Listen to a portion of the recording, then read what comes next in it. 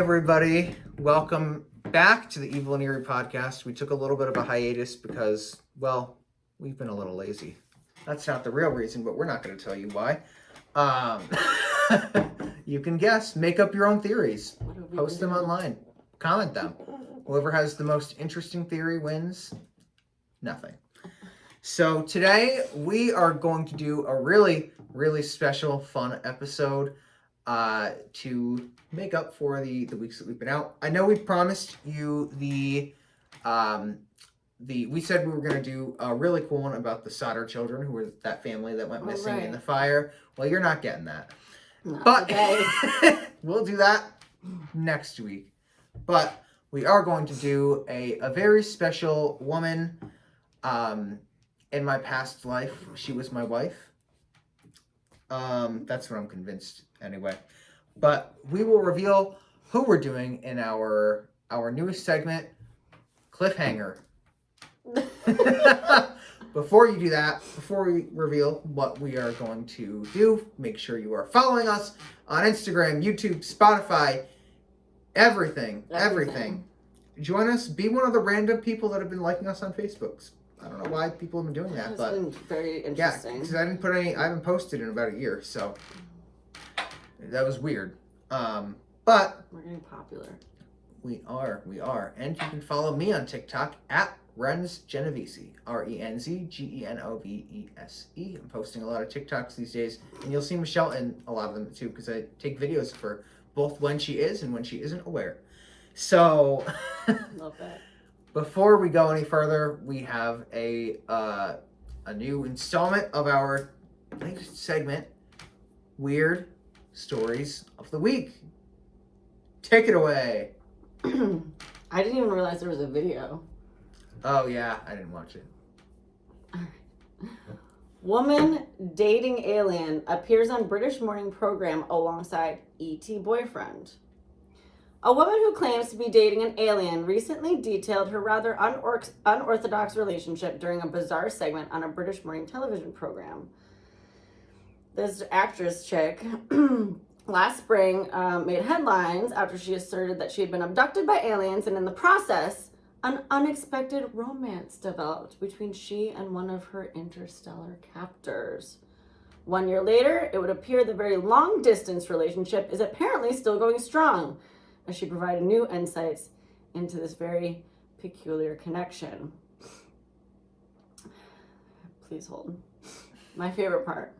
When asked if her planet is being visited by a variety of ETs, Rose indicated that, "My boyfriend doesn't want to tell me too much about the topic, since the less I know, the less the FBI can interrogate me."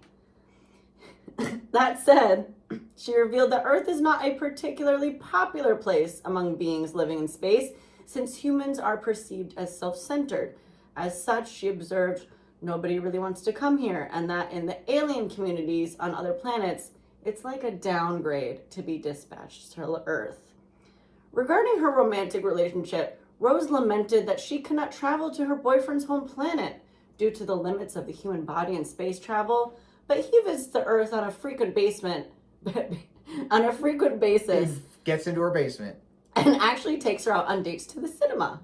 Having been together for a little over a year, she hopes the couple can get married soon. However, being pretty traditional, she expects her ET partner to provide an engagement ring, which has proven to be problematic since the alien has no Earth money and does not grasp the concept of marriage. That said, considering the challenges the couple has already overcome in their interstellar relationship, one would be wise not to bet against them hearing wedding bells in their future. Is that a British article? Yes. Yeah, some of the words were words that my British film professor would say. Is it real? There's a video. Of course it's real. You don't believe her? I think when you move into your new apartment, I think when you move into your new apartment, would you not believe her? Look at her. She seems with it. I think when you move into your... I think when you move... Oh, she's not British? There are some that are here all the time. Yeah. Can you spot them? Not really, because they, they're... Oh, she's not. She's American. But, when they It's scaring me. I don't want to listen to her anymore. I think Does she scare you more than her? Who's worse? It's a tough one. I don't know. I think when you move into your new apartment, there's going to be an alien in the basement waiting to take you out on a date. I hope so. She would go. And if you think I'm kidding, I'm not. I'm not. You would go. You would 100% I know. go. And if they offered to take you to their planet, you would say yes. Yeah. And you would not come back. I would not. You would not. Not if you had the choice. You can have the dogs. They might send you back if they get sick of you. But I can have the dogs, is that what you said? Yeah. Do I get them if anything happens? So, without further ado, we are going to do the fascinating tale of one Dorothea Puente. I don't like her last name. Sorry if your last name is I don't like Puente. her face. Yeah, look at. Isn't she beautiful? I would date her if she weren't dead. So I know you don't know anything about this tale, so this is going to be a blind reaction for you. This is going to be a good one. And if you enjoy this tale, you can watch the new Netflix show, Worst Roommate Ever. It's a mini-series documentary. Is she on it? Yeah, she's the first episode. Oh, can we watch It's it? 5, yeah. So, well, I've already seen it, but I'll watch it again. All right, cool. It's 5 episodes. It's done by Jason Blumhouse Productions. It's really well done. And it is people that were killed by their roommates, basically. So I thought this one would be an appropriate one to do. Now that you're roommateless, you have nothing to worry about. Hopefully. I have nothing to worry about. No, I spoke too I soon. gotta turn my camera back on. So, I'm going to read my notes paragraph by paragraph, and I'll let you react to each one. So I'll take a little pause in between. That'll also give me a little time to skim ahead. Okay. But so I love that you just printed out the whole Wikipedia. yeah, I was lazy. But I've since I've seen the documentary already, it won't be too bad. So she was born Dorothea Helen Gray on January 9th, 1929. So she would have been in her 90s if she were still alive. She was born in Redlands, California, to Trudy Mae Yates and Jesse James Gray.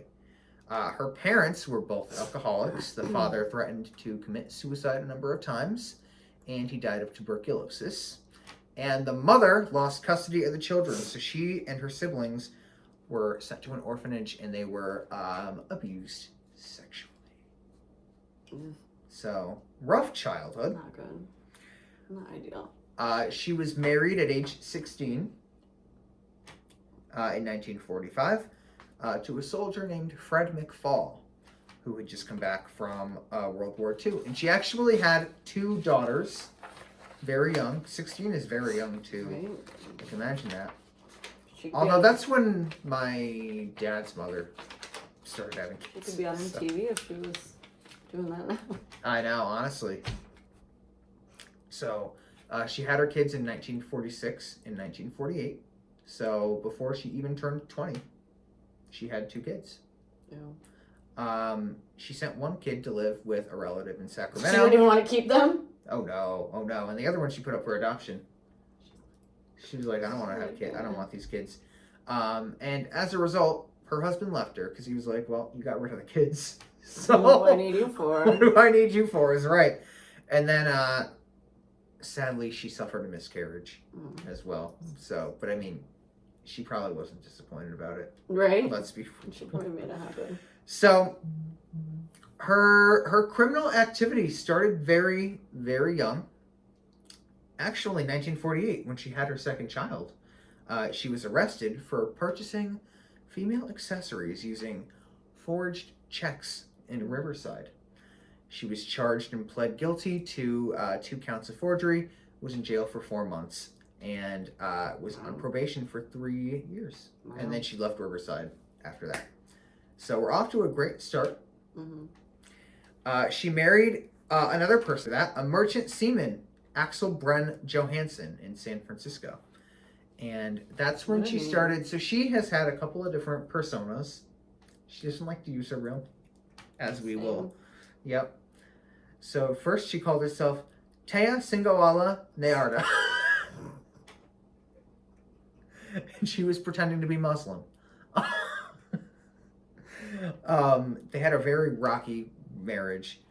Or it said Muslim or Israeli she was pretending to be. This is Egyptian. Or Egyptian, I know. So she took advantage of his trips to sea. And when he would go off to sea, she would invite other men into the home. Damn. And seduce them and gamble his money away. Yeah, so then she got arrested in 1960 because she was operating a brothel under the disguise of a bookkeeping firm. Ooh. Yeah. Night and day right there. She was found guilty and had to spend 90 days in the Sacramento County Jail. Johansson then had his wife committed to a state hospital after a binge of drinking, lying, criminal behavior, and attempted suicide as well. Dramatic. So they called her a pathological liar with an unstable personality while she was there. I've met some of those. Yes. Yes. That's all we'll say. Excited to stop myself there. So they got divorced in 1966. So 2 divorces, and she's not even 40 yet. And 2 kids and a miscarriage. Jeez. And 2 arrests. It's exhausting. And they I was really shocked because in the beginning of the documentary, they had her and her roommate, and it was a guy. And I thought the guy was going to be the problem because they were painting her as this sweet grandma. Yeah. Can't trust those grandmas. Yep. Nope. Antoinette, we're talking to you. So she continued to use his last name, which she didn't even take when they got married. She was Tea Singoala Nearda, but now she was Sharon Johansson. Okay. Let's mixing it up. Okay. And then she also pretended. Now she went from being a Muslim or a Jew, whatever religion she was pretending to be, to a Christian. So she established her reputation as a caregiver. She started a business. She would provide a sanctuary for young women who were poor or were abused. Okay. How that changes. Okay. So then, 1968, she married Roberto Jose Puente. They separated after only 16 months of being together. So a year and 4 months. Almost about as long as we've been doing this podcast. So, she said he was abusing her, basically. In 1967, she tried to divorce him, but he fled to Mexico. So, it was not finalized until 6 years later. And they had another rocky relationship between the two of them. But she would keep his last name because she is Dorothea Puente. So, she started running a boarding house at 21st and F Streets in Sacramento. Okay. She established herself as reestablished herself as a caregiver, was helping alcoholics, homeless people, and in the documentary they started off by saying she would give loads of clothes to the people that didn't have clothes, and she would help people out like that. Where are she getting the clothes from? You'll see. So she was holding Alcoholics Anonymous people for the mentally unstable, helping people sign up for Social Security benefits, and she basically changed her appearance to be this respectable older woman, would wear vintage clothes, granny glasses. She turned her hair gray and established herself as a member of Sacramento's Hispanic community with, even though I don't think she herself was Hispanic. I think she just married in. She funded charities, scholarships, did radio programs, And then she met her fourth husband, Pedro Angel Montalvo, although he left only after a week. Into the union, he left. Oh. So, Interesting. So, in 1978, she was charged and convicted of illegally cashing 34 state and federal checks that belonged to her tenants. 5 years probation, and she had to pay $4,000 in restitution. I look over to see what her reaction is. It's not interesting Not surprising. yet. So, now we're going to get into the fun part, the metas. So, we jump to the 80s. In April How old is this lady 1982. at this time? So I was waiting for the appropriate time to bring this in, but this is the fun part of the documentary, is she was telling people she was in her 70s. She was in her 50s. And she was disguising herself to look like she was in her 70s because she wanted to gain people's trust. I knew you would like that one. Because I feel like we know people that would do that. Oh, God. So, Ruth Monroe's son is interviewed in the documentary. Ruth Monroe started living with Dorothea Puente in her upstairs apartment. She was in her 50s, 60s, so she was about Dorothea's age, but she didn't know that. She thought Dorothea was about 10 years, 20 years older than her. Oh my gosh. She was, your typical, she didn't really have any overwhelming health issues, Ruth Monroe, as according to her son. They opened a restaurant together. They were operating it. Okay. Things went south. And then all of a sudden, she got really sick. Mm-hmm. Her son tried to visit her. Dorothea, I guess, was being really weird. No, let her rest. And, at first, she wasn't letting him see her. He forced his way in and said, she looked like she was, I think they said in the documentary, she was, almost a vegetable. Oh my God. Yeah.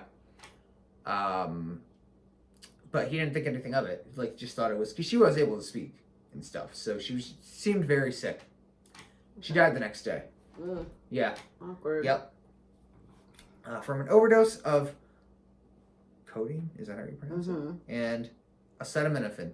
Is that how you say that too? Acetaminophen. Acetaminophen, okay. Drug names are weird and hard to pronounce. However, Dorothea told police she was depressed because her husband was terminally ill, and they ruled it a suicide. Just like Marilyn. So, the next one. Malcolm Mackenzie, who was 74 years old, he was getting pension. This is one of 4 people Dorothea was accused of drugging. And he accused Dorothea of drugging and stealing from him. She was convicted of 3 theft charges and sentenced to 5 years in prison. Jeez. From that point, she began speaking with Everson Gilmouth, who was 77, again 20 years older than her. He was a retiree from Oregon. So they were pen pals, and their relationship blossomed, came to the point where they were making wedding plans. So this is number 5, I think, or 6. I lost track. So she hired a man in 1985 named Ismael Flores to put some wood paneling in her apartment. In return, she gave him some money and the red Ford pickup that belonged to her boyfriend in Los Angeles. She's like, just take it. And there was a big box in it that she had asked him to transport. I remember this part in the documentary. She told him, stop at a riverbank and dump the box. Yeah. So not you can sketchy only- at all. You can only want to take a guess as to what was in that box. Who? Everson Gilmore, the Who? man she had been speaking to from prison, that they were making wedding plans. Yep, the body remained unidentified for 3 years. Mm-hmm. So she would continue to accept elderly people, boarders. Was popular with local social workers because she accepted the tough case. Wait, did people. he do that? Did he dump the box? Yeah, Oh. he didn't know it was in it. He just goes, I'm not gonna open and check. Wouldn't it have been heavy? Like, come on. Yeah, I mean, they said it was a 6 by 3 by 2 foot box. A big one. So she would collect tenants' mail before they saw it, and she would pay them stipends. Does she want my mail? I'm sure she would. She probably wrote that. Yeah, I was gonna say she probably wrote some of them. She's writing you letters. She misses you. So she basically would take their social security checks or their pension, pocket some of it, and give them the rest. Wow.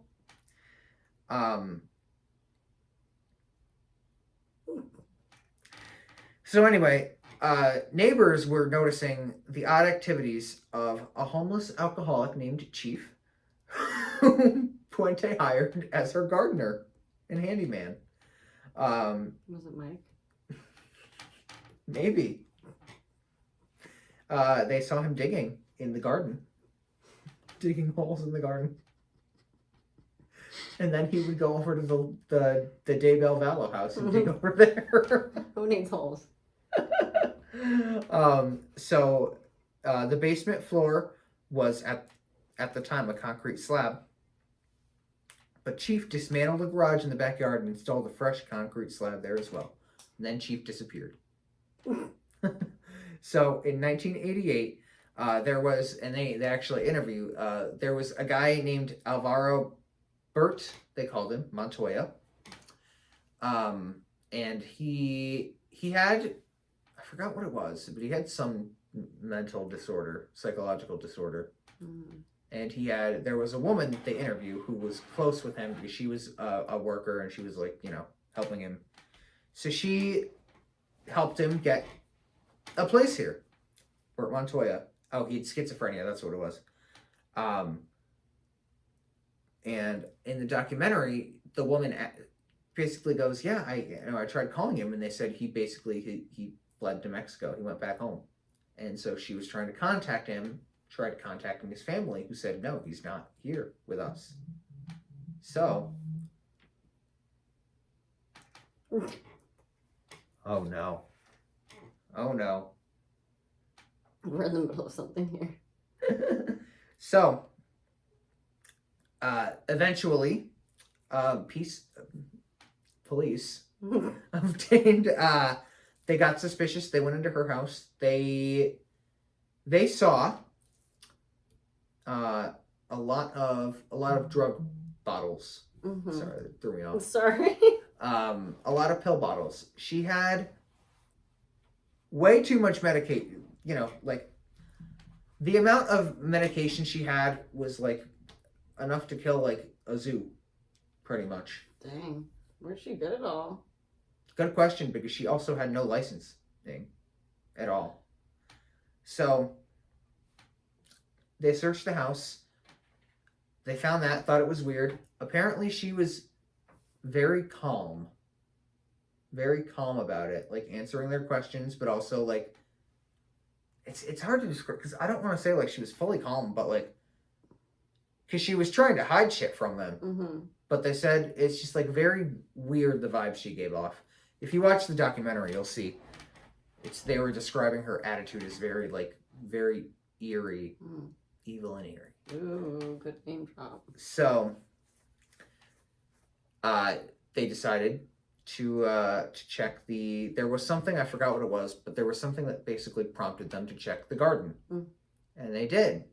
That's when they found Leona Carpenter, her body. She was a 78-year-old woman who was buried in the property. So, during this time, she very calmly said,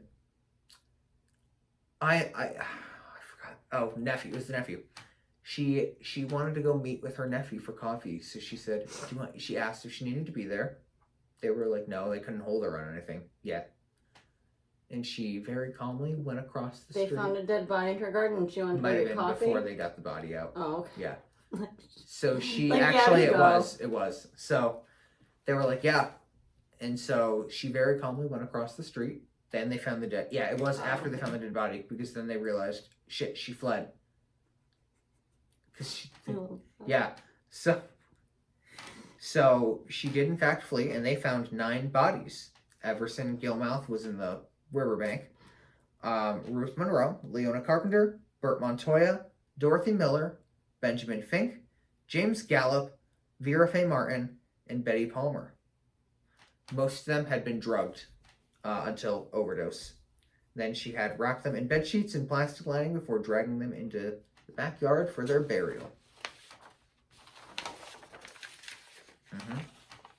What's with burying people in your garden? Like, why is this a thing? Why is it a thing? I don't know.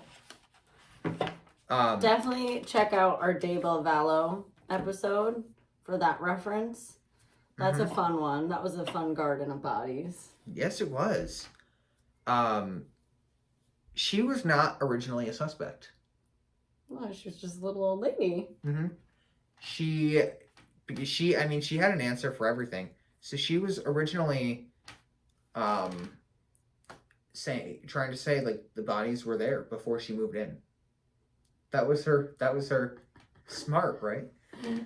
They didn't just been there. They didn't buy that one, especially after they did DNA testing and the families were like, no, they lived with her. Yeah. So she was like, huh.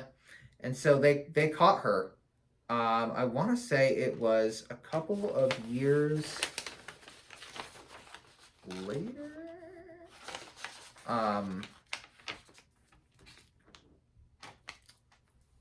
Actually, I think it might have been like a couple of months later. I don't think it was that long. But anyway, they caught her. She was in a disguise. She had made herself look even older. She now looked like she was in her 80s. God, did she like draw on wrinkles? I think she might have actually. Oh. And she had colored her hair she'd gone even whiter. That's wild. And yeah, and so they caught her. And then she basically like, I want to say it was like they brought her in a helicopter, like they caught her and like put her in the helicopter and brought her because they didn't want her running away. No coffee for you. So when she was in the helicopter, you'll have to quote me on this if you watch the documentary. She was just like, "Yep, that's it. That's it for me." There we are. She was basically just like, "Yeah." And then during the questioning, she was very like, it's very eerie. It's very eerie to watch her in questioning with the police because she seemed to really not have remorse. But also she was very creepy. Literally a psychopath. Yeah. With, like, no actual emotions. Yeah, she was very creepy. Very, very creepy. Just like, you cannot find a picture of Dorothea Puente that's not creepy. Of her just like staring. Actually, this is probably the least creepy picture I've seen of her. Because she's just like, when she smiles, it's even worse. Because she's just like. So, she actually was only convicted of 3 of the murders because the jury couldn't agree on the other 6. Interesting. Several days of deliberation, jury was deadlocked 7-5. There was a mistrial. Further deliberations, basically, the judge said weren't going to change their mind. So she received life without the possibility of parole. Wow. But I know they were like thinking of death row for her. Wow. She was incarcerated at Central California Women's Facility. For the rest of her life, she maintained her innocence. And she said they all died of natural causes. With it, you go, girl. She was like, they all died from natural causes. And then she died of natural causes in 2011 at 82. Wow, the irony. So maybe somebody drugged her and killed her. I mean, I think she was 82. Hey, people are living into their late 90s these days.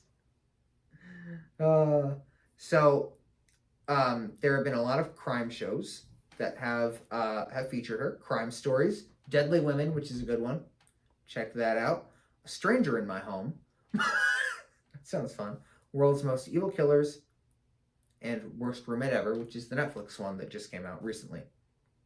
The 1991 film Evil Spirits with Karen Black and Artie Johnson, neither of whom I've heard of, is loosely based on those murders.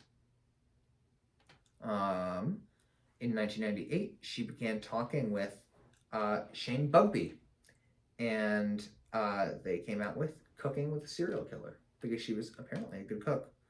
Originally, when I read this, I thought they had made a cookbook together. Oh, that would have been Like, fun. yeah.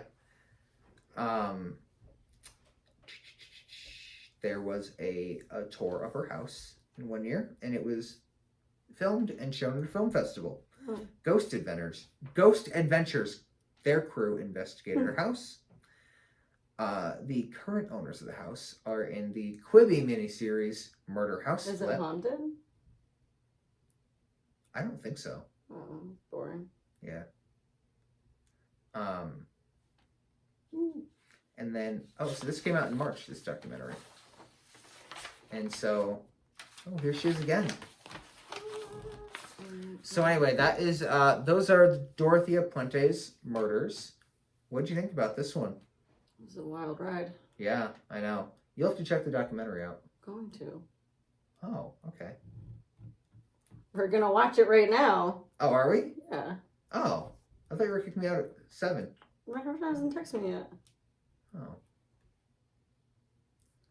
Well, anyway, anywho, Interesting. yeah. So she was nuts. She's, as you can see, very attractive. Maybe to goats, not to me, but I think llamas or something would find her pretty. I don't know, something like that, like an animal. She kind of looks like one in that picture, but Does she have teeth? no, I don't think so. I don't think so. I think maybe I think somebody might have like punched her and she lost them. They were just sick of her. No. Dorothea Puente.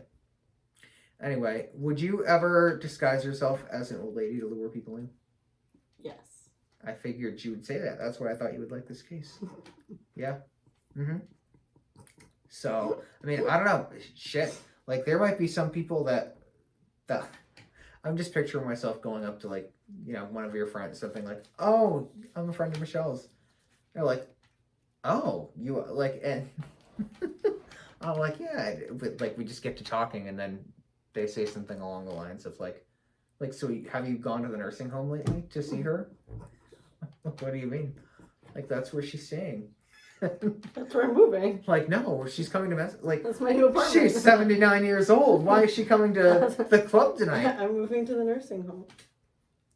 It all makes sense now. It all makes sense. To me, she's in her 30s, but to everybody else, they're like, oh, Michelle, the octogenarian. Anyway, we are going to end this with a piece of advice from the old lady. Don't trust your grandma. Okay, and on that note, Don't Go trust call- anyone that looks like a grandma. on that note, go call your grandma and Ask her ask if her she's murdered anyone. ask her if she survived if she ever lived with Dorothea Puente, and or if she would. If you can go back in time, would you do it? Would you do it? I could take her. Yeah. Although it did seem she had a swing on her. Anyway, join us next week where we will do the disappearance of the Solder children. Have a great end of the month of May, even though you'll be listening to this well into June. Great. And they'll probably be listening to this around your birthday. Fun. So if you're listening to this around June 13th, wish Michelle a happy birthday. Gemini season. What? Her evil twin is me. Who do you think's recording today? Your evil twin is the stand that holds up my phone. Ow. Oh, wow, I took that literally. We gotta go. We gotta go.